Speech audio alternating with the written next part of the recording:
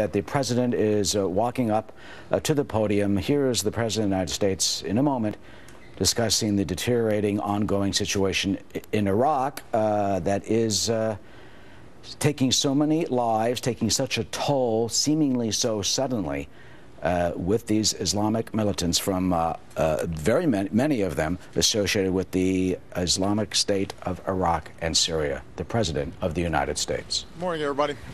I want to take some time to give you a quick update about the situation in Iraq. Yesterday, I convened a meeting with my National Security Council to discuss the situation there, and this morning I received an update from my team.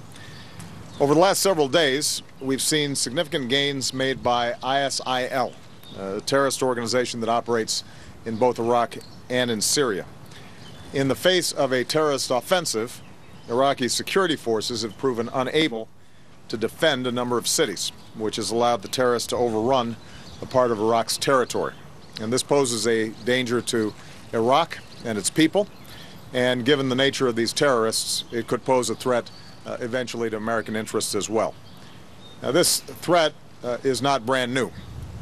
Over the last year, we've been steadily ramping up our security assistance to the Iraqi government with increased training, equipping, and intelligence. Now, Iraq needs additional support to break the momentum of extremist groups and bolster the capabilities of Iraqi security forces. We will not be sending U.S. troops back into combat in Iraq, but I have asked my national security team to prepare a range of other options that could help support Iraq security forces, and I'll be reviewing those options in the days ahead. I do want to be clear, though, this is not solely or even primarily a military challenge.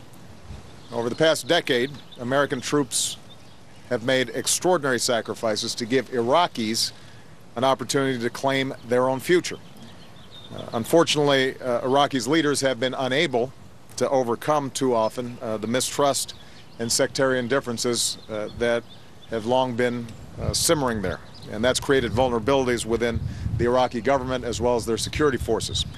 So, any action that we may take to provide assistance to Iraqi security forces has to be joined by a serious and sincere effort by Iraq's leaders to set aside sectarian differences, to promote stability, and account for the legitimate interests of all of Iraq's communities, and to continue to build the capacity of an effective security force. We can't do it for them. And in the absence of this type of political effort, short-term military action, including any assistance we might provide, won't succeed. So this should be a wake-up call. Iraq's leaders have to demonstrate a willingness to make hard decisions and compromises on behalf of the Iraqi people in order to bring the country together. In that effort, they will have the support of the United States and our friends and our allies. Now, Iraq's neighbors also have some responsibilities to support this process. Nobody has an interest in seeing terrorists gain a foothold inside of Iraq, and nobody is going to benefit from seeing Iraq descend into chaos. So the United States will do our part, but understand that ultimately it's up to the Iraqis as a sovereign nation to solve their problems. Indeed, across the region, we have redoubled our efforts to help build more capable counterterrorism forces so that groups like ISIL can't establish safe haven. And we'll continue that effort through our support of the moderate opposition in Syria, our support for Iraq and its security forces, and our partnership with other countries across the region.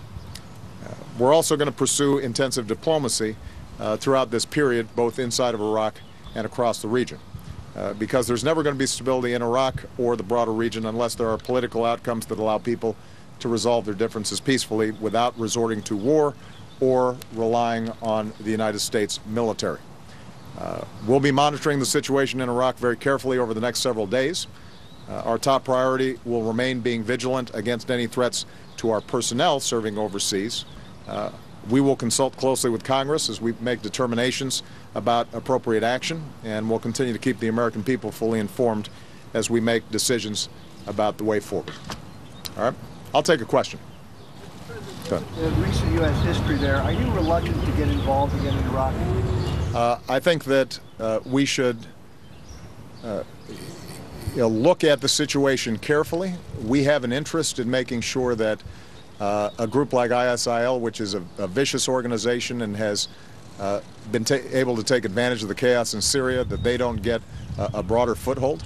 I think there are dangers of fierce sectarian fighting if, for example, these terrorist organizations try to overrun sacred Shia sites, which could trigger Shia-Sunni conflicts that could be very hard to stamp out.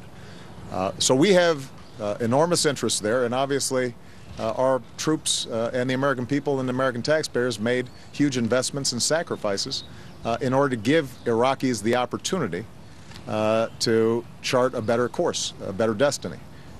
But ultimately, they're going to have to seize it. As I said before, we are not going to be able to do it for them. And given the very difficult history that we've seen in Iraq, I think that any objective observer would recognize that in the absence of accommodation among the various factions inside of Iraq, various military actions by the United States, by any outside nation, are not going to solve those problems over the long term and not going to deliver the kind of stability that we need. Anybody else? Mr. President, is the Syrian civil war spilling over the Iraq border? Well, I think that's been happening for some time. ISIL has been able to gain a foothold in Syria. That's part of the reason why we've been so concerned about it.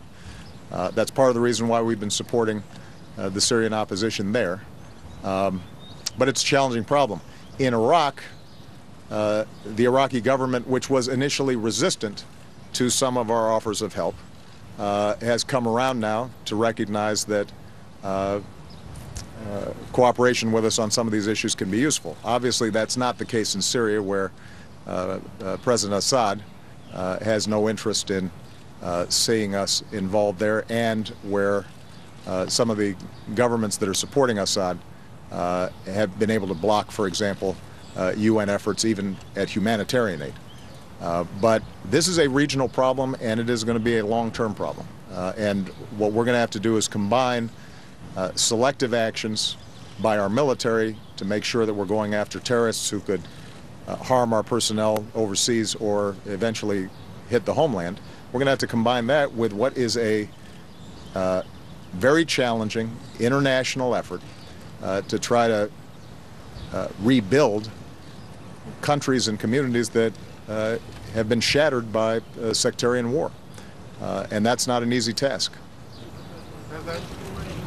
Have you been in touch with them? What are they willing to do as part of this international effort? Well, we're in contact with them now. So we'll have a better sense by the end of the weekend after those consultations. And we will be getting a better sense from them of how they might support an effort to bring about the kind of political unity inside of Iraq that bolsters security forces. Look, the United States has poured a lot of money into these Iraqi security forces, and we devoted a lot of training to Iraqi security forces.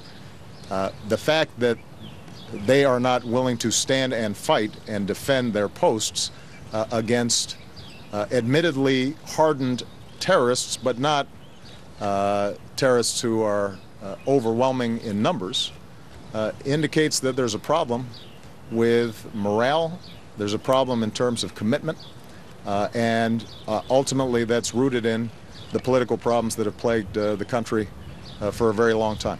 Last question. Last one. Thank you. Can you talk a little bit about U.S. concern of the potential disruption of oil supplies? Well, so far at least, we have not seen major disruptions in oil supplies. Obviously, if in fact ISIL was able to obtain control over major output, significant refineries, that could be a source of concern. As you might expect, world oil markets react to any kind of instability in the Middle East. One of our goals should be to make sure that in cooperation with other countries in the region, not only are we creating some sort of backstop in terms of what's happening inside of Iraq, but if there do end up being disruptions inside of Iraq, that some of the other producers in the Gulf are able to pick up the slack. So that'll be part of the consultations that'll be taking place during the course of this week. Just to give people a sense of timing here, although events on the ground in Iraq have been happening very quickly, our ability to plan, whether it's military action or work with the Iraqi government on some of these political issues, is going to take several days. So people should not anticipate that this is something that is going to happen overnight. We want to make sure that we have good eyes on the situation there. We want to make sure that we've gathered all the intelligence that's necessary so that if, in fact, I do direct and order any actions there, that they're targeted, they're precise, and they're going to have an effect. And as I indicated before, and I want to make sure that everybody understands this message, the United States is not simply going to involve itself in a military action in the absence of a political plan by the Iraqis that gives us some assurance that they're prepared to work together.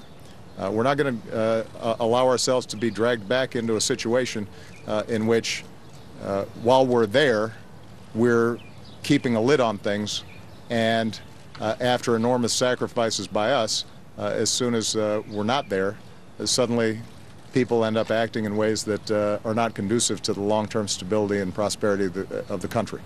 All right? Thank you very much, everybody. Sergeant Bergdahl, now that he's home,